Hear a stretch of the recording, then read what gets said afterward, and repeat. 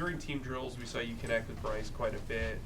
What have you guys done kind of behind the scenes or before this to kind of force some chemistry or understanding the playbook to how you guys work together? Bryce hit me up after the draft, told me congratulations, told me he was a big fan of my game. So we've been chopping it up the last few weeks, and we've been going over the playbook, just making sure we know the ins and outs of the playbook, just make sure we know the script so we can have our timing down. We threw a couple times before, so it's nice to get out there on the practice field to get our timing down. So it's fun playing with Bryce. Where did you throw around here, or was it just?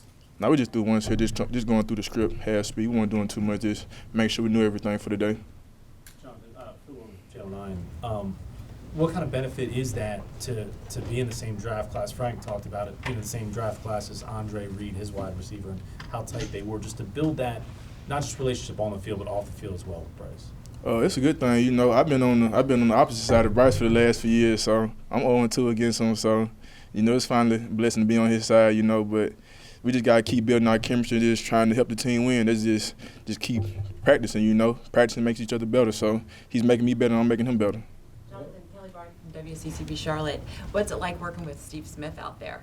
Oh, it's dope, man. I've been looking at Steve Smith since I was a kid. I love his attitude he brought to the game. If there's one receiver in the league you didn't want to mess with, it was Steve Smith.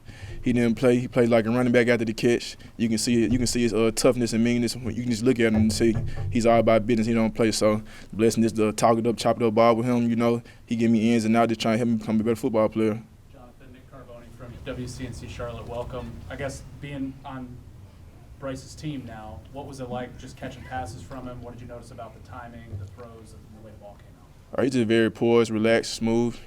He doesn't think too much. He just goes out there and have fun. So he got a nice touch to his ball, relax, nice spin, just fun playing with Bryce. Jonathan, it's Joe Person with The Athletic. Good to see you.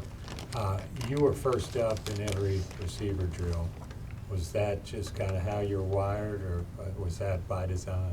It's just in my mindset, just trying to go up there and work. You know what I'm saying? I'm trying to get back in football shape. It's different like when you train for the combine for the last couple of months. Now you got to get back in football shape. And I feel like the only way you can get in football shape is going out there and practicing football. So I got a little gassed out there a little bit today, but just trying to keep going out there and work. Just trying to get me the mental reps and physical reps as I can. So just trying to get better every day. I'm curious, too, when you were at Ole Miss and y'all were preparing to play Alabama, what those scouting reports were like on Bryce.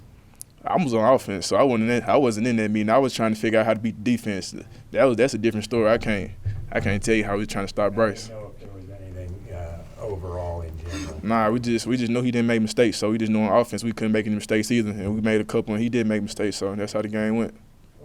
David Newton, ESPN. Coach said that Bryce was a complete command today. What did you see that gave you that impression that he was a complete command? Just knowing the ins and outs of the offense, knowing everybody's supposed to be there, just knowing the whole playbook, just having great footwork, knowing his reads, knowing his footwork, his steps. So you could tell he knew what he was doing out there. He's just a great leader by the way he carries himself on and off the field.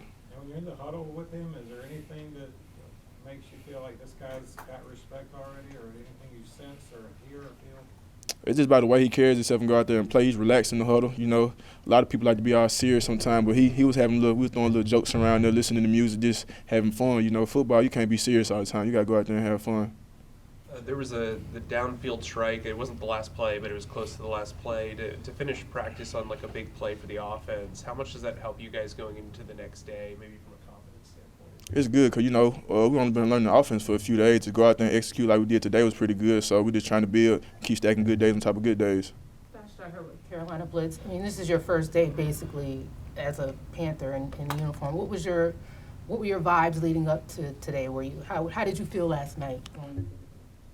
I felt good. Just it still is kind of surreal. Still think I'm in the NFL. For me, I'm just ready to get out there to practice. Like I hate all the waiting process. Me, I just like to play ball. I hate waiting for everything, going through everything. So me, this person that finally got here, got to get on the field. So watch film get better. Get back on the field tomorrow and have some more fun.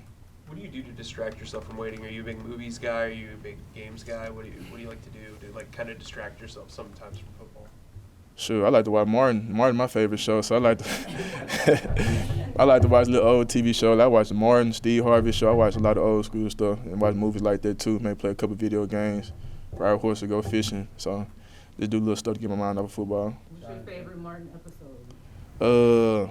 So when you remember the one when Birdman stole his CD player? Yeah. Yeah, with the fake dog, you know what I'm saying? Over there barking with the fake dog, you know. And Birdman came through the window, was like, you didn't get the note. I left for you up under the bathroom sink. Then everybody started looking crazy, like, okay, you over here snapping at us, but Birdman the one that stole your CD player. Yeah. Jonathan, have you been out in public yet here in Charlotte? Nah, I went out when I came on 30 visit. I walked around, so I walked past the baseball stadium. I went to get some food, so I walked the block one time, and I haven't been out since then. So I'll try to get out this weekend when I get some free time. Hey, Chris Jenkins with Charlotte Vibe. Are you able to share anything specific from the time with Steve Smith today that you can share with us? He just tell me like little tendencies and stuff like that when I get tired. Tell me like when I start to get tired, my technique starts to get a little sloppy sometimes. So they're trying to tell me to make sure my technique is good so it won't show when I'm tired. Time for one more. All right, thank y'all.